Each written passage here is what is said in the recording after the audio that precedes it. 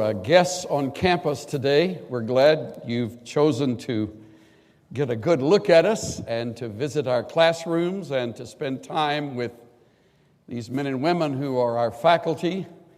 We commend you for choosing Dallas as one of those in the finalists of your future, and especially happy to have you here to enjoy the events of the day. My granddaughter's sitting here somewhere. I want her to stand up, and she's the one with the red face. So, Heather, stand up and let everybody see where you are. There, right in the middle. Oh, good. All right.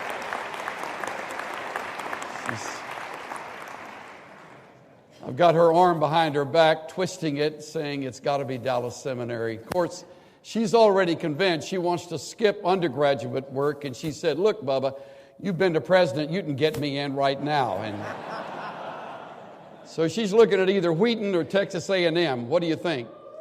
Oh, I knew that was coming. I want to talk to you today about something that will make or break your years at Dallas Seminary. What I have to say has really very little, if anything, to do with academics. It has very little to do with grade point average, probably nothing, truth be told. What I want to talk about, however, has everything to do with your future. How you will relate to people, how influential and significant the places you minister will become, and most of all, how deeply different you will be as a person if you learn to control this problem. I want to talk about attitude.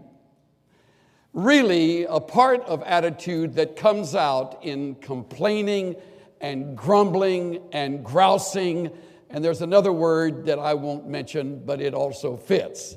It has to do with the stuff that comes out of our mouths because we don't like what's going on, or we wish it were different, or it isn't like we expected, and on and on and on it goes. I was speaking at a little luncheon we had sponsored by the seminary last Thursday, and shared a story about old Elmer, who's about 80 years old, lying in a hospital bed, and he says, "Ethel, is that you right there?" And his wife of 56 years says, yeah, Elmer, it's me. I'm right here." He opened one eye and he said, "I remember 55 years ago being in a veterans hospital in San Francisco. You were right there then too, weren't you, Ethel?" She said, "Yeah, I was right there." And he said, I remember in 64 when we lost our house, burned to the ground. You were right there then, weren't you? When we lost our house, lost everything." She sighed and thought back and said, "Yeah, I was right there." And I remember when we went through that terrible financial crunch and I lost my job at the shop and we wound up with nothing to live on. You were there then too, weren't you? She looked out the window and remembered and said, "Yeah, Elmer, I was there." He looked out over the top of his glass. He says, "You know, Ethel, you're bad luck."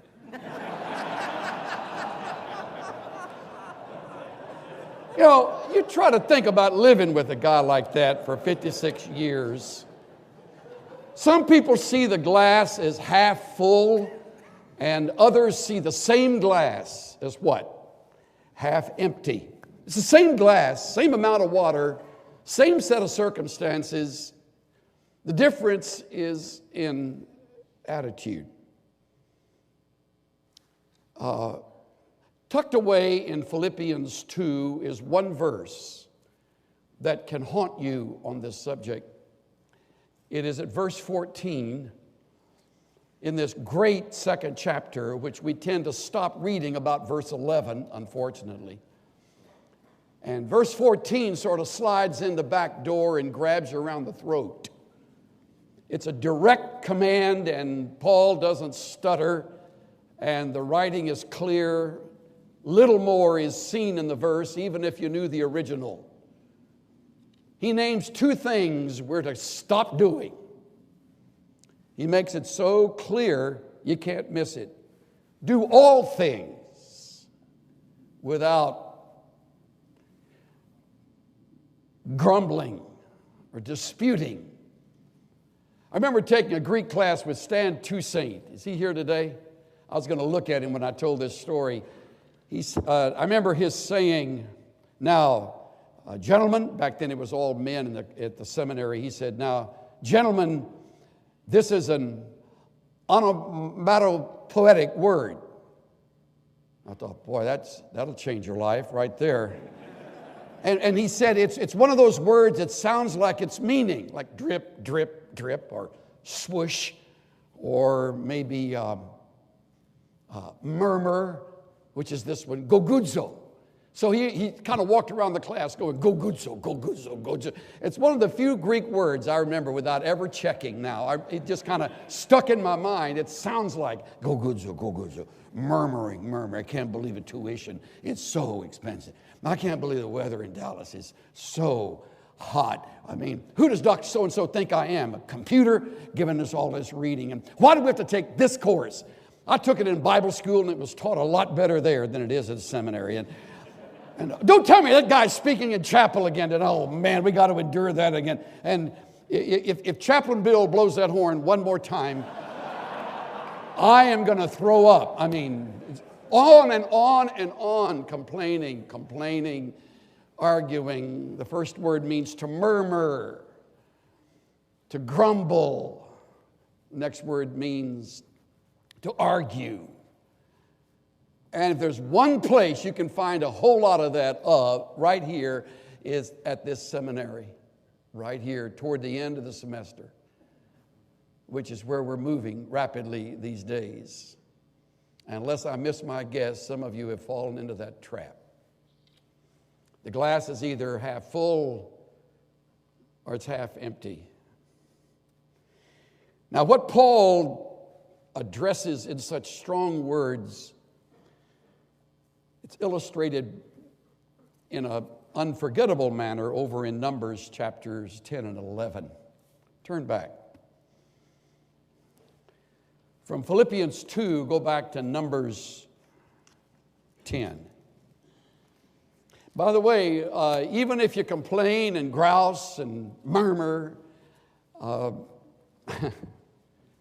progress doesn't stop.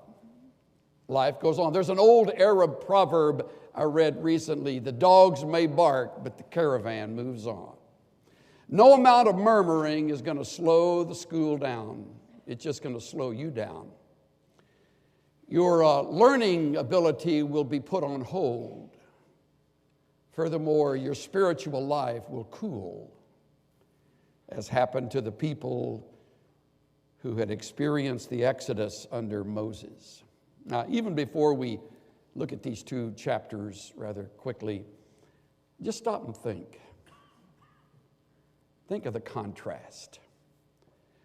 For 400 and more years, they and their forefathers had been slaves of Egypt, living under the harsh lash of the taskmaster in the ghetto of Goshen. No longer. They're now free. And they're not under Pharaoh any longer. They're under Moses.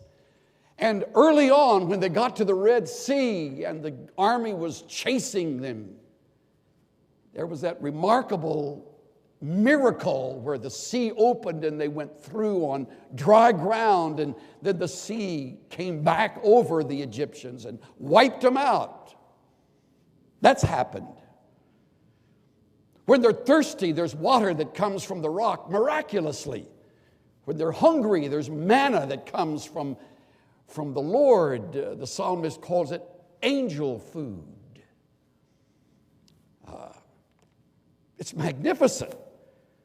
When they don't know where they ought to go or when, all they have to do is look up over the tabernacle, and there's this cloud that gives them shade in the day and warmth in the cold desert night. And it moves, they move. It stays, they stay. It's fantastic. I mean, you can't miss. And it won't be long before they will live in cities they didn't build, and they'll drink from wells they didn't dig, and they'll eat from vines and trees they didn't plant, and they'll enjoy homes they didn't construct and furnish. I mean, all of that is right there. The glass seems more than half full. Verse 11 of chapter 10, they've just finished their time at Sinai. And by the way, I should mention, if they don't know what God expected, just read the stones. He's now put it in writing. Came about in the second year, in the second month, on the 20th of the month, that the cloud was lifted from over the tabernacle of the testimony. Here it is now. And the sons of Israel set out on their journey from the wilderness of Sinai. Then the cloud settled down in the wilderness of Paran. And so they moved out for the first time according to the command of the Lord through Moses. Verse 33, thus they set out from the mount of the Lord 3 days' journey, with the ark of the covenant and the Lord journeying in front of them for the 3 days to seek out a resting place for them. The cloud of the Lord was over them by day when they set out from the camp. I mean, how good is that? I mean, what do they need? Nothing. What was missing? Well, to them, many of them, if you can believe it, Egypt. They'd gotten used to Egypt. I mean, it's hot here. It was a lot cooler by the waters of the Nile. And it's uncomfortable. We don't have our shacks we used to live in. Now we're out on the ground, and we're sort of at the mercy of the elements. I mean, it's not like where we have been for these years. Like folks come to the seminary, and fall isn't like it was in Cincinnati. Well, duh, this isn't Cincinnati. You think fall's bad, wait till summer.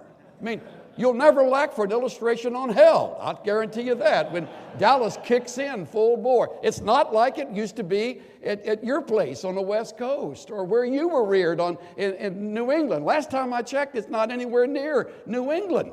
But of course, if you determine to look at it that way, your perspective will turn you into a grumbler. It doesn't have to. John Hanna, a number of years ago, sent me a terrific letter from a scout who wrote his mom. Scout's name is Cole, and his mom gets this letter from the scout camp. Imagine being the mother. The dad. Dear Mom and Dad, our scoutmaster told us to write to our parents in case you saw the flood on TV and are worried. We're okay. Only one of our tents and 2 sleeping bags got washed away. Luckily, none of us drowned because we were all up on the mountains looking for Chad when it happened. Oh yeah, please call Chad's mother and tell her he's okay now. He can't write because of the cast. I got to ride in one of the search and rescue jeeps. It was neat. We never would have found him in the dark if it hadn't been for the lightning. Our scoutmaster, Walt, got mad at Chad for going on a hike alone without telling anybody. Chad said he did tell him, but it was during the fire, so he probably didn't hear him. Did you know that if you put gasoline on a fire, the gas can will blow up? Did you know that? The wet wood didn't burn, but one of the tents did. David's going to look weird till his hair grows back. We'll be home on Saturday, Mom, if Scoutmaster Walt gets his car fixed. Yeah, it wasn't his fault about that wreck. The brakes worked okay when we left. Scoutmaster Walt said that in a car that old, you have to expect something to break down. That's probably why he can't get any insurance. We think it's a neat car. He doesn't care if we get it dirty, and if it's hot, sometimes he lets us ride out on the fenders. It gets pretty hot with 10 people in one car. He lets us take turns riding in the trailer until the highway patrolman stopped and talked to us about that. Scoutmaster Walt's a neat guy.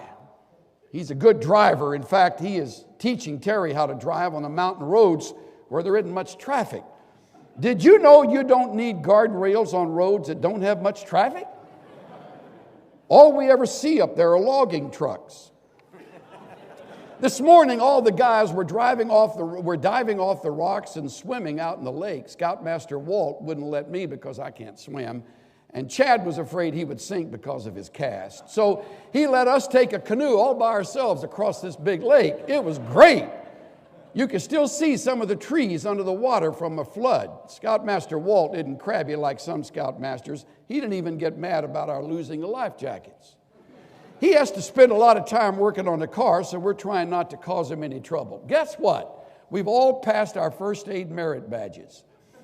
When Dave dove in the lake and cut his arm, we got to see how a tourniquet works. Wade and I threw up, but Scoutmaster Walt said it probably was just food poisoning from the leftover chicken. He said they got sick that way with food they ate in prison. I'm really glad he got out and became our scoutmaster. He said he sure figured out how to get things done better while he was doing time. I have to go now. We're going to town to mail our letters and buy bullets. Don't worry, Mom. Don't worry about anything. We're fine. Love, Cole. Now, there's a kid that's got a lot of things to complain about, but he's not complaining. Life's great. Life's great when you're a kid. You get kind of grousy when you get older, and you start thinking about all this. I mean, can you imagine that mother? Ralph, come here. Listen. I mean, all she could think of was the danger. Not that kid, not Cole. Man, he's having the time of his life. What in the world's wrong with these people? Why in the world do we read what we read in verses 1 through 6 of chapter 11? The people became like those who complain of adversity in the hearing of the Lord. And when the Lord heard it, his anger was kindled, and the fire of the Lord burned among them and consumed some of the outskirts of the camp. Hebrew's a little squirrely here. It seems to best say, now the people became truly murmurous, an offense to the Lord's ears. Don't forget that. Things got a little hot. Things got a little long. Diet got a little boring. Classes got a little wearisome. Moses got a little tired. Life got a little oppressive. The people cried out to Moses, and Moses prayed to the Lord, and the fire died out. So the name of the place is called Taberah, because the fire of the Lord burned among them. Now please keep reading. There's a whole new group that emerges. There's some of this group in every student body. Text here calls it the rabble. The rabble. They're the ones who lead the complaining that's going on in the student body. The rabble who were among them had greedy desires, and also the sons of Israel wept again and said, who will give us meat to eat? They got manna coming out the wazoo. I mean, every day they want to have something to eat. All they got to do is wait till the morning caterer arrives. It's going to come. It's going to be fresh. I know. They got to go back to Moses, his wife's 1,001 Ways to Cook Manna cookbook in order to know how to keep it fresh. They'd sliced it and baked it and eaten it raw and put it in sandwiches and tried every way in the world to make it tasty, and they're getting sick and tired of manna. And that's all their focus is. The glass is half empty. Who will give us meat to eat? We remember, listen to this, verse 5. Here we go. We remember the fish which we used to eat free in Egypt. They hated Egypt back when they were in Egypt, but now all they could think of was the fish they got free when they lived back there, and the cucumbers and the melons and the leeks and the onions and the garlic and the malanta, all that goes with that. And now our appetite is gone. There's nothing at all except this manna. And the way it's written is kind of with gritted teeth. All they got now is this same stuff. Let me tell you something. Magic doesn't happen when you matriculate into the student body. One of the best pieces of advice I ever got, I got from a fellow who had just graduated when I was about to experience my first year. He said, if you think you're moving to a utopia, get that out of your mind really quick. You're going to see the flesh at work like you've rarely seen it at work. You're going to meet guys and you're going to see even some profs that are going to really be a challenge to you. It isn't perfect.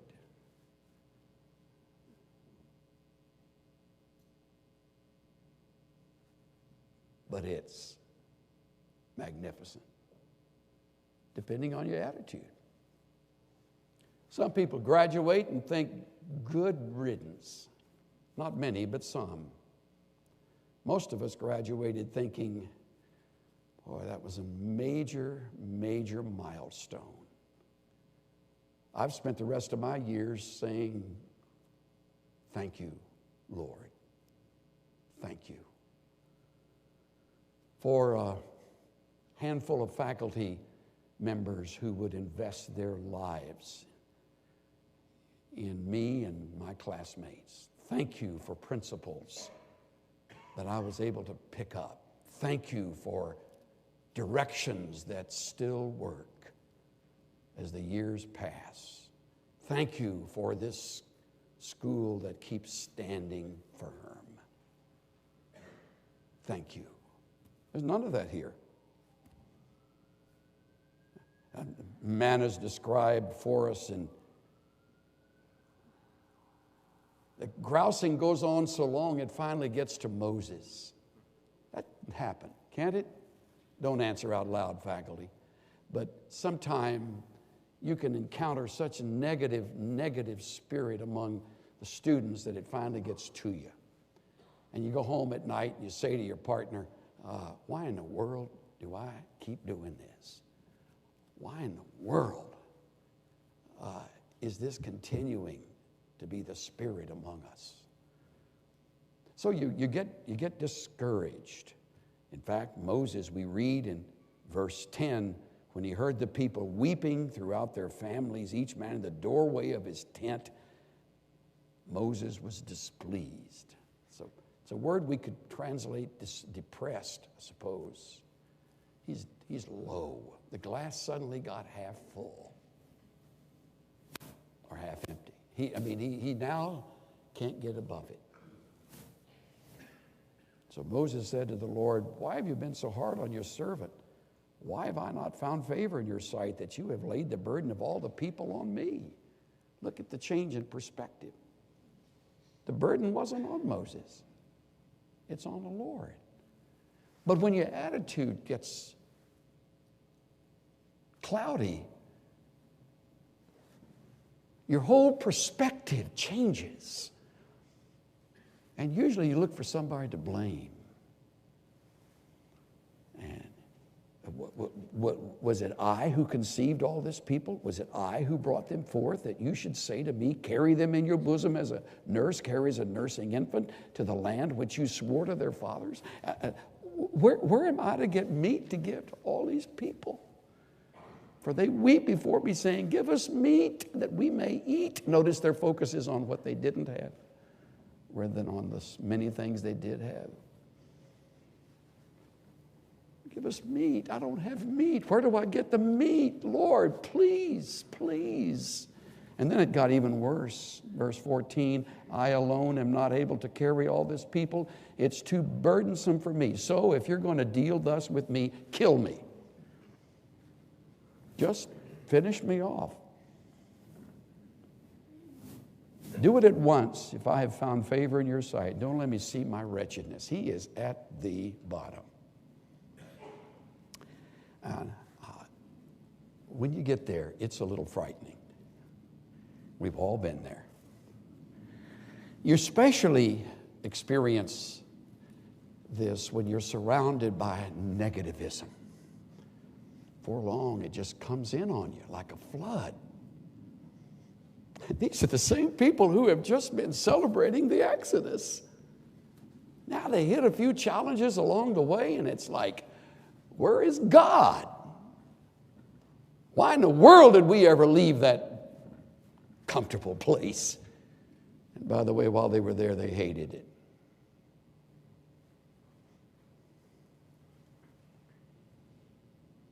So the Lord steps on the scene, and as he always does, he brings answers that are surprising. He tells Moses he needs to have others shoulder the load with him, so he makes plans for that. And he says in verse 18, this gets really a little humorous. Say to the people, consecrate yourselves for tomorrow, and you shall have meat. You want meat? I'll bring you a little meat.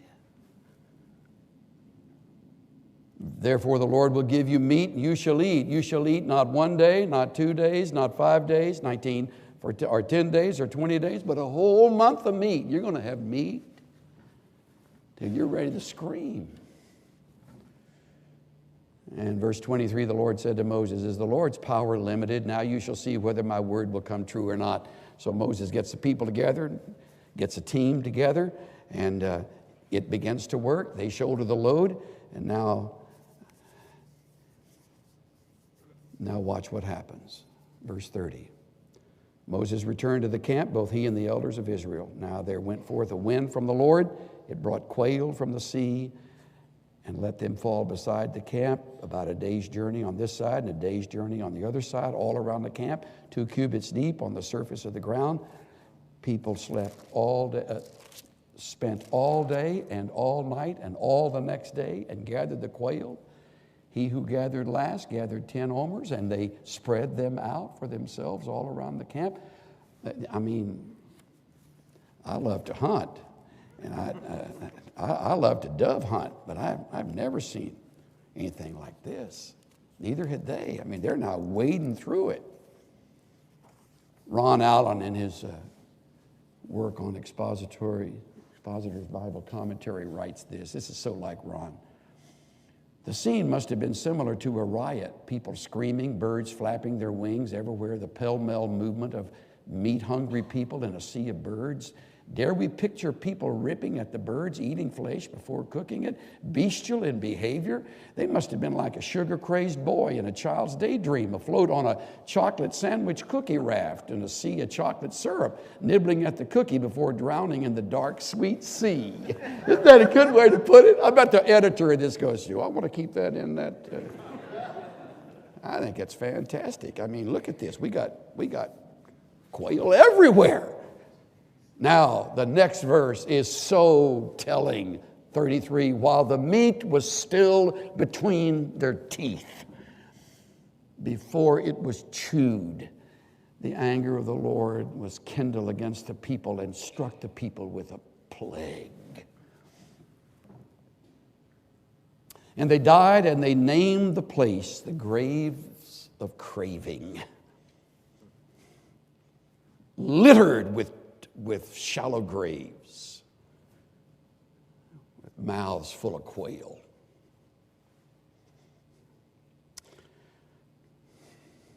Amazing. They got meat, but they didn't get what they were really looking for. I learned from Dr. Pentecost years ago, it takes a heavenly appetite to enjoy a heavenly food. It takes a heart that's right to take in 4 years or more at Dallas Seminary and to keep your heart right. It takes a terrific attitude, and nobody can control it but you. No chapel message can throw a magic switch. If you're determined to fuss and gripe and complain, there's room to do that. And you'll get just enough to get by, and you'll get into ministry, and you'll still be doing it. And I've led enough churches to tell you that there are a lot of folks like that running around just waiting to make life miserable for the rest of the congregation. Complainers have a three-dimensional effect. Let me close with some of these thoughts. First, they have an effect on the complainer himself or herself. It denies that God is at work and in control. When you complain, you're denying that God is at work and in control. You're questioning His sovereignty. He is not surprised at the workload, and He is not taken back at your situation. He knows exactly what he is about. But you begin to deny that. You begin to doubt that when you complain. I'll tell you the second, it affects other people. It demoralizes those who have to listen to your complaints. You're married, it demoralizes your mate. It demoralizes your kids. You're single, you're with a group, you study together, it demoralizes the group. It poisons their spirit.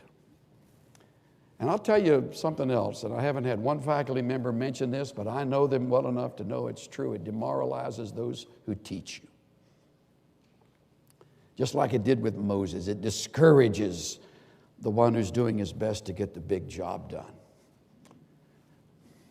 Abraham Lincoln on one occasion wrote this about criticism. If I tried to answer all the criticism of me and all the attacks leveled at me, this office would be closed to all other business. My job is not pleasing people, but doing the best I can.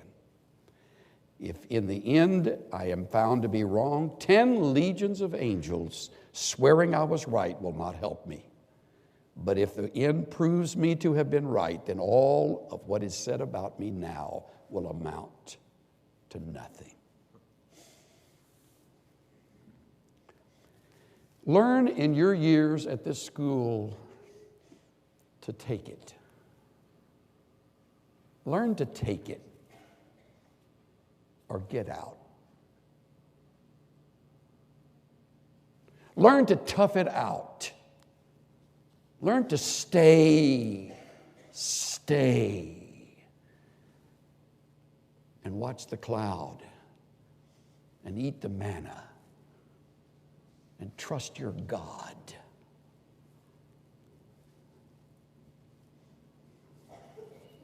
Face it, our blessings have far outnumbered our testings.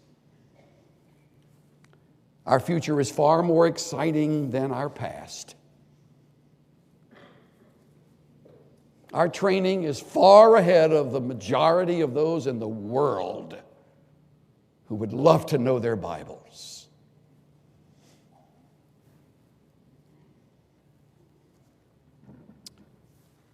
And I suggest we continue to stay positive about it. That glass isn't just half full. It's almost all the way full.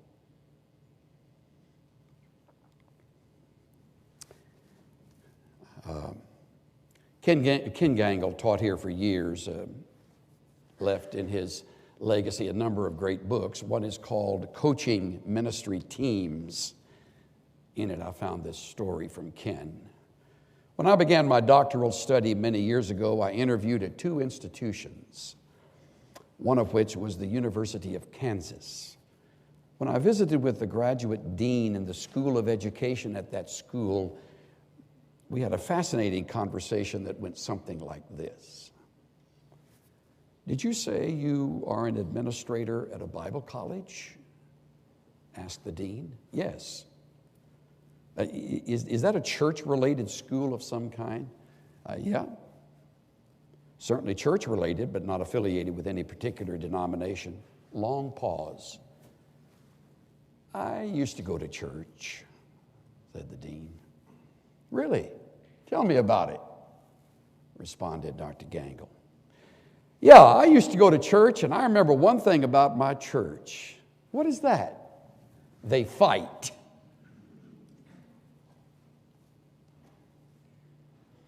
Gangle concludes, I still find his response startling.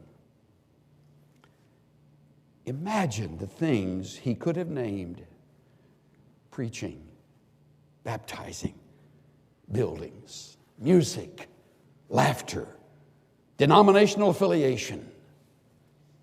Yet the man chooses to associate church people with quarreling. In a discussion with a person he had known for not more than 10 minutes. I love his summary statement. In my opinion, working at unity in the congregation stands right beside proclaiming the gospel as two major priorities of ministry.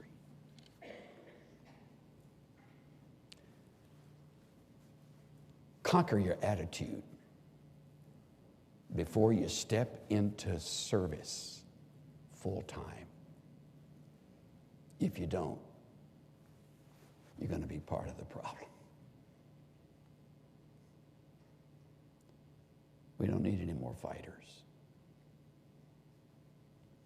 We need builders. Those excited about what God's doing. Attitude of gratitude. A spirit that says, I can do this by the grace of God. Let's bow together.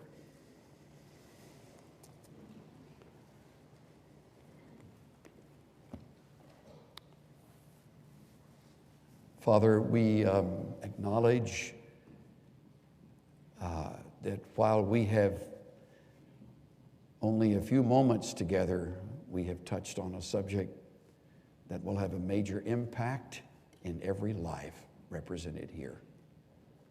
Those on the platform, those filling this chapel, those not even hearing what has been said. I realize now in my life from your teaching me, Lord, that attitude really is at the core of everything. Where it has become soiled and spoiled, I pray that you will clean it up. Get it back on its right feet. Change our hearts, Lord, so that we see the great things you're still doing, while not ignoring the challenge and the demands of the responsibilities. Thank you for this fine school, for the people who have filled these seats in years past, for the impact they are having in lives around the world. Continue to raise up men and women like that. Begin even during these years of learning in every heart. I pray in the name of Jesus. Everybody said, amen. Welcome all of our potential students here to the hot and humid city of Dallas, Texas.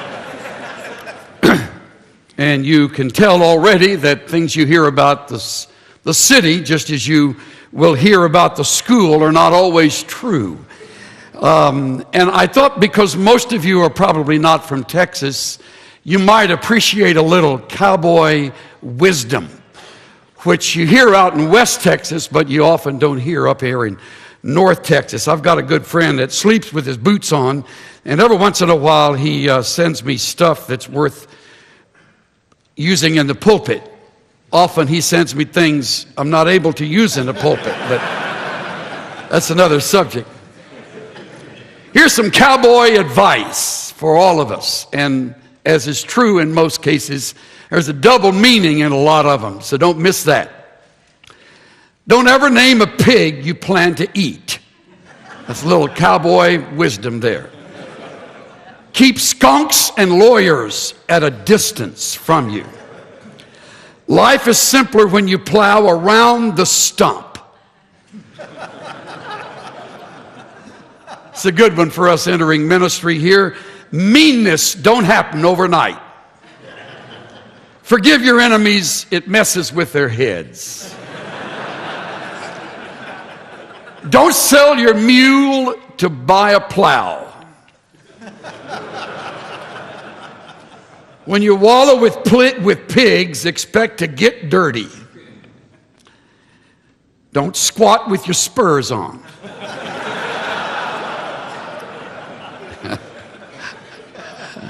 I like this one. Timing has a lot to do with the outcome of a rain dance. The easiest way to eat crow is while it's warm. Cold crow is hard to swallow. If you find yourself in a hole, stop digging. It don't take a genius to spot a goat in a flock of sheep. If you get to thinking you're a person of influence, try ordering somebody else's dog around.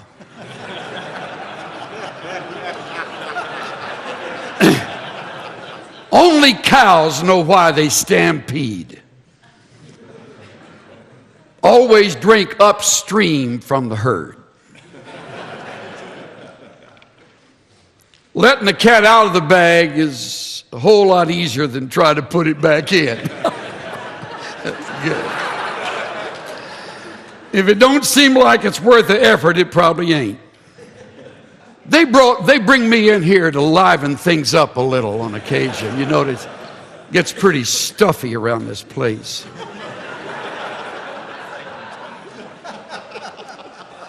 They got new shirts. Did you notice the new shirts?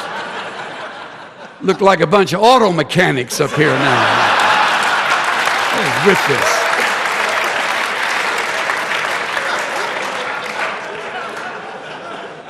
I checked Dr. Pentecost and he isn't wearing one, so that's it. That tells you a lot right there.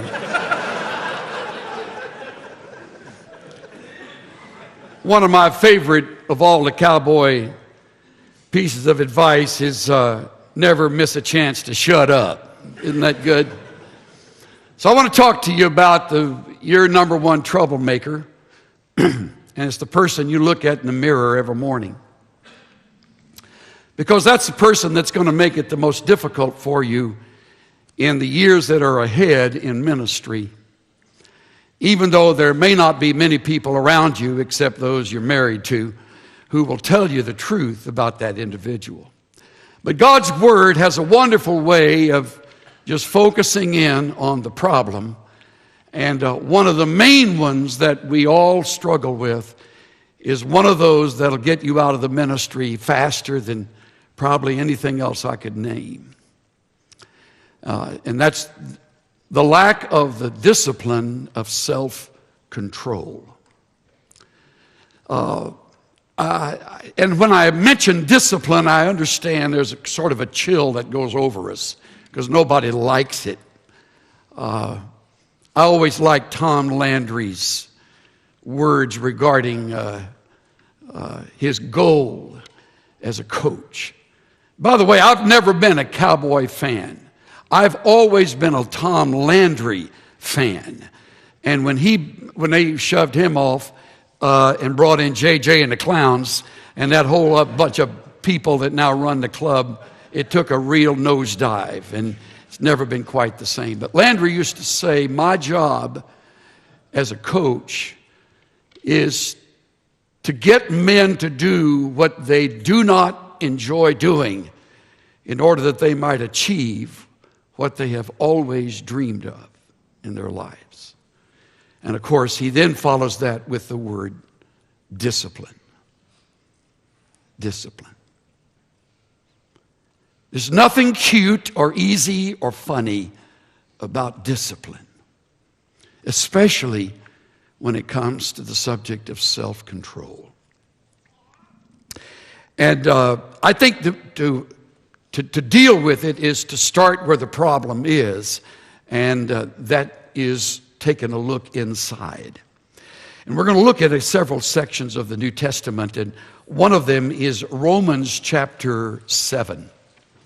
So if you brought your Bible, turn to Romans 7. If you didn't bring your Bible, what are you doing in a seminary chapel? It's Dallas, Texas. Romans chapter 7, unless you got it memorized, and then you're a step ahead of the rest of us. But look at Romans 7, verse 18.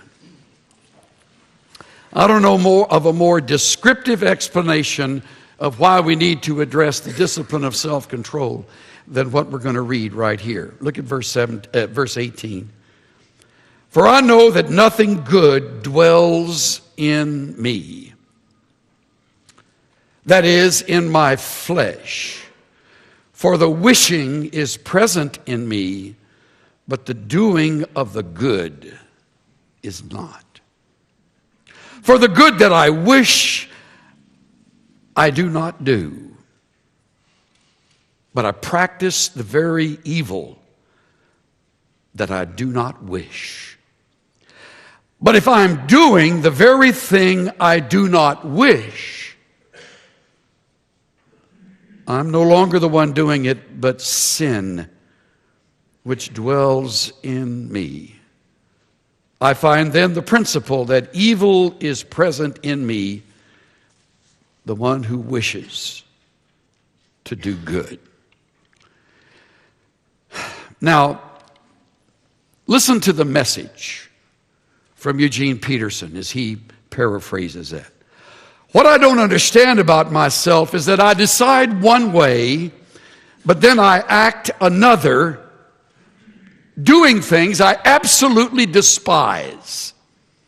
I realize that I don't have what it takes. I can will it, but I can't do it. I decide to do good, but I don't really do it. I decide not to do bad, but then I do it anyway. No decisions. Correction. My decisions don't result in actions. Something has gone wrong deep within me and gets the better of me every time. That's me. Now, I want to hear you say that. Here we go. Nice and loud. That's me. I want to hear the faculty say that. Okay? No kidding. Let's hear the faculty. That's me. I'm going to tell you, that's me. I'm all over the Romans 7 page. I don't want you to ever forget that. No matter how many degrees you earn in the future or have already earned, no matter how gifted or significantly God may use you, that is you and that is me. And that's everybody that draws a breath on this planet. Don't ever forget that.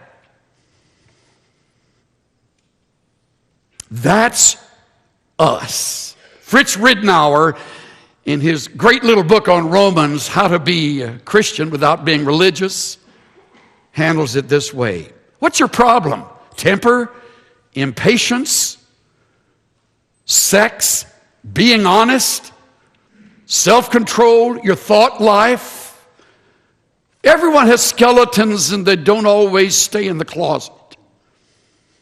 You want to do right, but you do wrong. You want to choose obedience, but you choose sin. Sometimes you'd almost swear you were a split personality, a walking civil war. Get your pen handy. I'm going to give you a proverb that goes right alongside these verses in Romans chapter 7. Get your pen handy. Write down Proverbs 25:28. 25:28. Like a city that is broken into and without walls is a man who has no control over his spirit. Like a city that's broken into without walls. That's why the ancient cities first built the wall, a la Nehemiah and that great story. And then the city was populated and was defended and grew and found safety and protection. But the wall that's missing is the wall of self-control. And when it's broken into, when there isn't a wall, your self, your flesh, kicks in. And it will happen in your ministry more times than you even want to imagine, or you even want to think about this morning. As you who have your ministry all in front of you, and we who have more of our ministry behind us, we can just stop and remember times and we think, why on earth did I say that when I said that? Why on earth did I act that way when I knew better? And the toll it took, and in some cases, months to recover because of a lack of self-control. Now, let's go further. Look at Galatians chapter 5. Having admitted, that's me, let me show you what me looks like. Without the wall, and take away the work of the Holy Spirit, let's just go with the flesh, the stuff you're born with, your way of thinking, your will, your impulses. Let's look here at the outcropping of the flesh. 16 reads in Galatians 5, I say, walk by the Spirit, and you will not carry out the desire of the flesh. Look at the next verse. You talk about descriptive. For the flesh sets its desire against the Spirit, capital S, appropriately. The flesh, the sarx within us, does battle against the Spirit of God who dwells within us. And the Spirit against the flesh, for these are in opposition to one another, so that you may not do the things that you please. Isn't that the truth? The things that I please are usually the wrong things. And you'll find that true as well. You already have. Somebody says something that's kind of nasty or kind of ornery, and it kicks you off or sends you into that retaliatory mentality.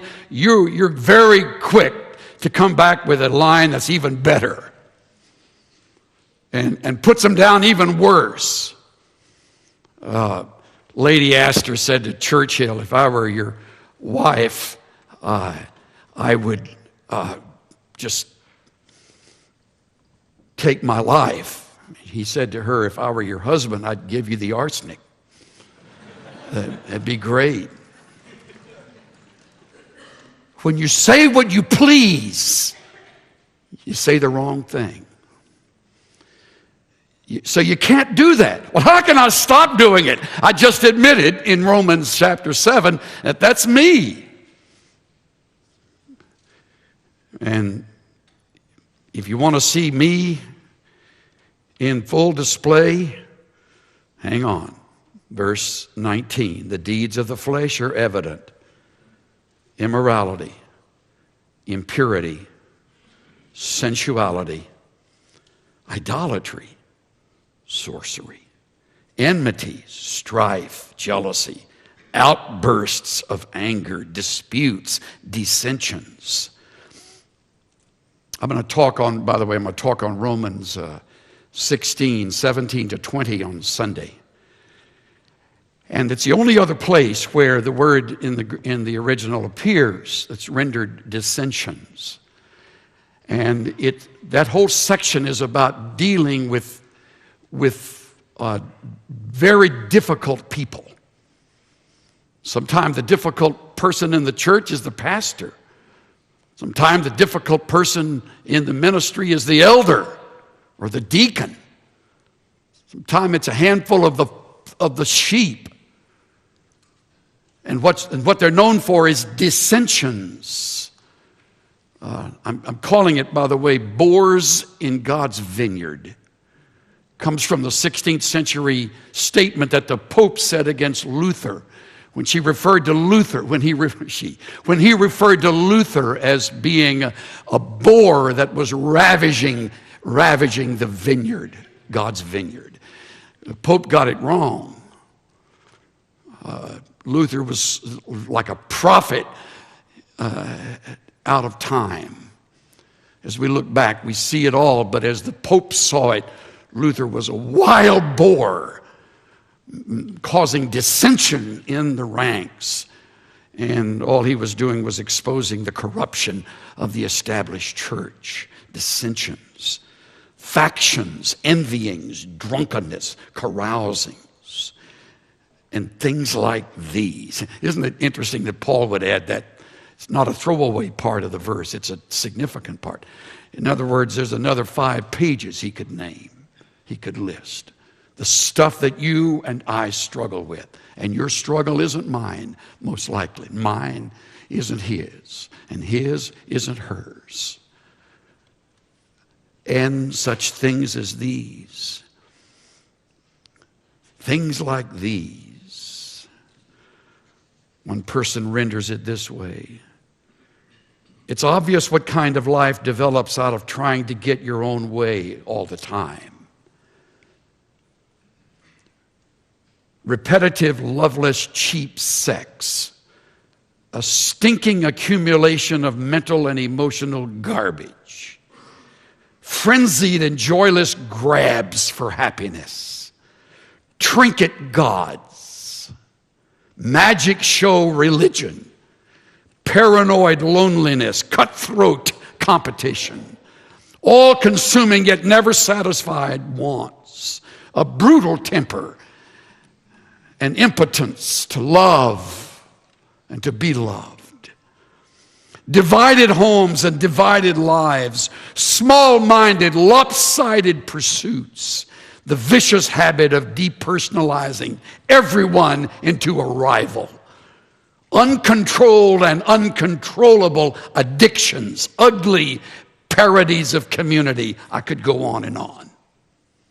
That's the flesh. That's you and that's me. Dress us up however you wish. Tuxedo or pajamas. That's who we are. On guard or unguarded. That's who we are. And you'll never be what you should be till the rapture.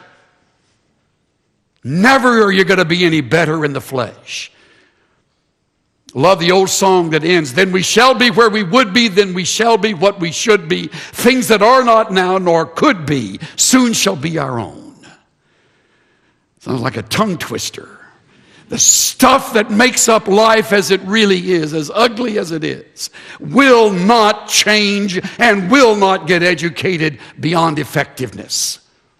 All the theology you tuck away in your brains will not dress up the flesh. It's still as ugly as sin. Now, that's a pretty pathetic place to go. It's what John Stott calls an ugly catalog of the works of the flesh. He's right on. That's what this is here. That's what this is about. But thank God it doesn't end there. Thank God the Lord doesn't say, now just do your best and wear a cross around your neck and tell people about Jesus and I'll bless it. No, that's not it at all. We are helpless unless the passage continues with, but the fruit of the Spirit. Look how great that is. That is like the rescue when a sinking ship. The fruit of the Spirit is love and joy and peace and patience, and don't stop reading. What a great list. Kindness and goodness and faithfulness and, I love the next one. Gentleness, self-control. There it is. Thank goodness we don't stop reading it at the 20th verse, 21st verse. We'd all be sunk. Self-control. Do you see it? The fruit of the Spirit. When the Spirit is in operation, this is Spiritual Life 101, Dallas Seminary, for me, 1959. As I sat and my mouth was open, as I heard the scoop about the work of the Spirit, and when He is in control, He dominates the flesh. If I have a loose tongue when the Spirit's in control, there's verbal restraint. If I have a temper when the Spirit is in control, I have anger restraint. If I struggle with wandering thoughts, the Spirit in control brings mental restraint. If I lust and the Spirit is in control, there is moral restraint. And I find myself saying, Swindoll, you're better than that. You're a child of the King. You don't need that. That's the Spirit speaking. You're my vessel unto honor. When I'm tempted to dominate others and the Spirit is in control, it is power restraint. And I deliberately hold back. I deliberately do not attempt to control another person's life. I don't care how many years in ministry, I deliberately, under the Spirit's control, let them learn and let them grow and encourage them in the process rather than try to intimidate or take over their lives. The old books of yesteryear would call this the mastery of self. That's the work of the Spirit. Now, let's wind up in 1 Corinthians 9. Okay? We looked at Romans 7. We saw this is me. We then got into Galatians 5 and got it spelled out, and it didn't get any better. And then we get to 1 Corinthians 9, and we see when the Spirit's in control, what a difference He makes. And please listen to me. Please listen today. You who are still at the school and you who are looking at the school, please listen to me. The difference in a magnificent seminary education and one you just tolerate and get through with it is all about this. Spirit is in control. The whole attitude is transformed. I'm not saying you'll make great grades. You may struggle to make your grades. It has nothing to do with the call and your effectiveness in ministry. You get through the school because the truth of the school gets through you. As the Spirit controls them, the profs don't become people in competition with each other or one to be compared to another. They become instruments of God to instruct and to correct and clarify and even confront. When the Spirit is in control, your heart is saying, just teach me.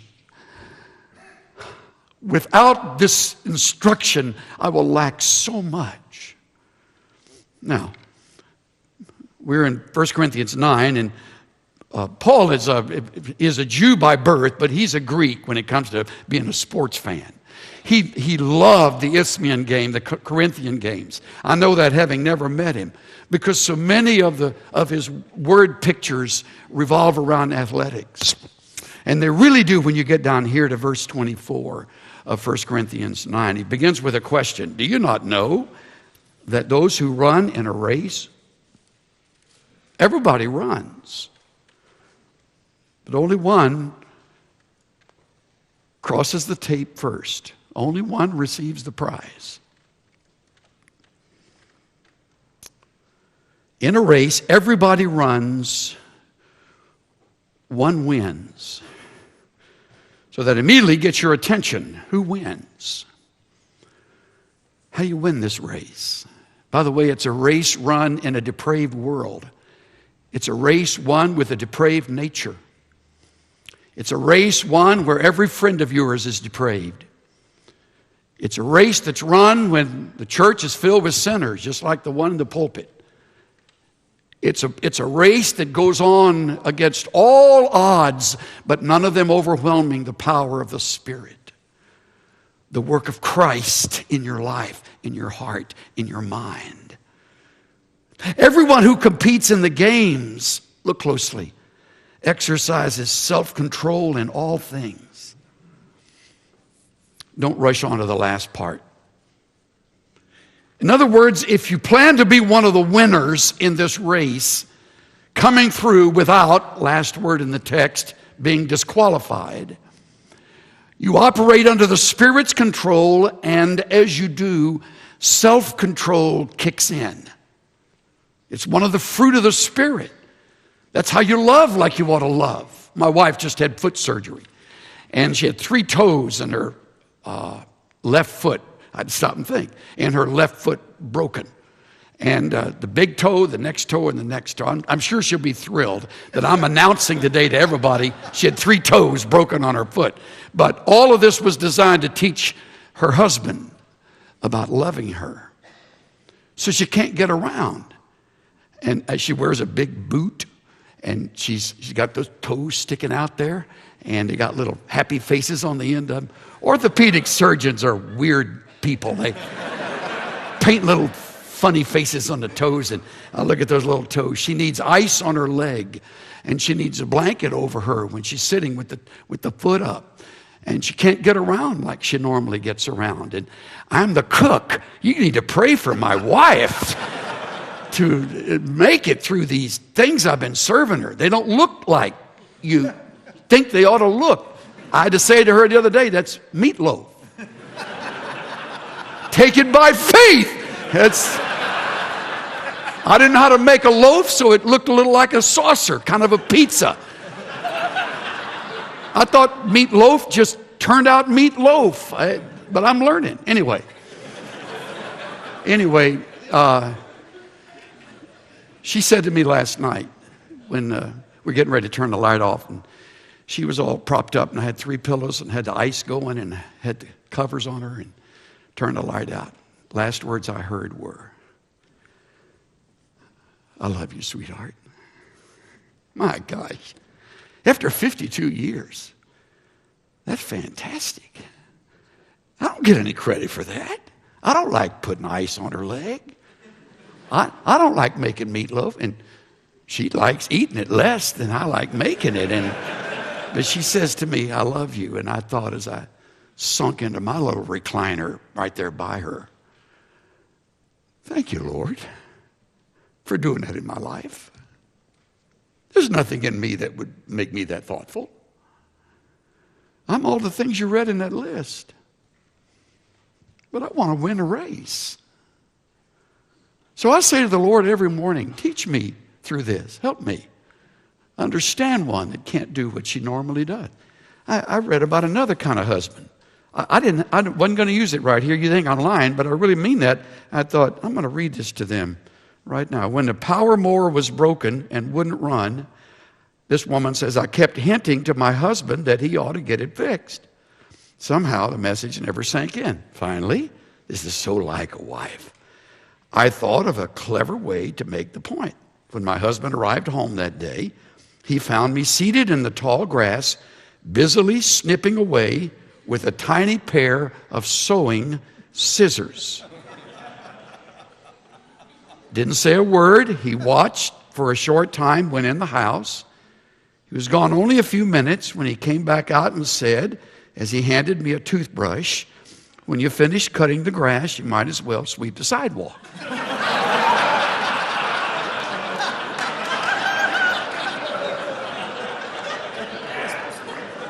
Maybe. He will be just fine when they take the casts off. I just remember my wife has a big boot on, and that's a good reminder there. Now, what's interesting here is that all of these people running in races do it to get a prize. And that prize gets tarnished. I don't care if it's gold or silver or bronze. In those days, it was an ivy wreath and a big round bronze plaque that went into the wall of the city where they came from, and tax freedom and all of that. But all that tarnished. They do it to receive a perishable wreath, we an imperishable. Therefore, I run. Don't you love that single pronoun? I run in such a way as not without aim. I box in such a way as not beating the air. I buffet my body. Isn't that great? He's putting himself on the line. I buffet my body means to make black and blue on the face, under the eyes. I punch myself. I get up early. I go at it hard. When I'm tempted to eat too much, I say no thanks. When I'm tempted to look in the wrong direction, I stop. I buffet my body. Make it my slave. Boy, that's a great Greek term I won't even go into. Ask Dr. Honer. He wrote a book on Ephesians. You got to have a wheelbarrow to have it in your library. I wheeled mine in the other day. like that thick. Can you imagine what he can do with this Greek word, make it my slave? Lest possibly after I preach to others, I myself should be disqualified. Whoa. That's what we don't want. We got enough of those to last 3 lifetimes. Don't be one of those. Don't be one of those, okay? If you do, send us back your diploma, okay?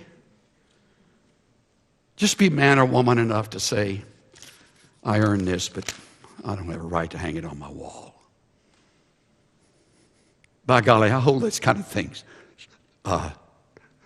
tightly. This is the ministry. I'm sick of the world taking their shots at us.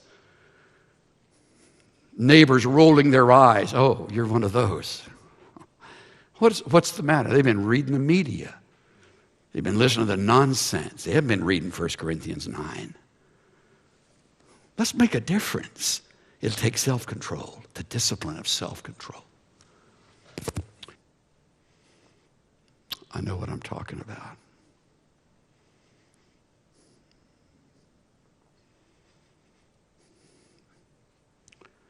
Is there anything worse to live with in the ministry than being disqualified? Now's your chance to determine, by the grace of God, I won't be one of them.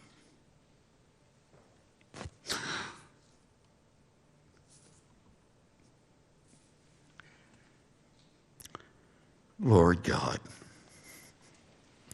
you're the one who's called us. You're the one who's made us like we are. You chose not to take away our old nature. You deliberately left that nature. Even though you sent that magnificent person of the Godhead, our sovereign Spirit, to live within us, to win the civil war, one moment at a time.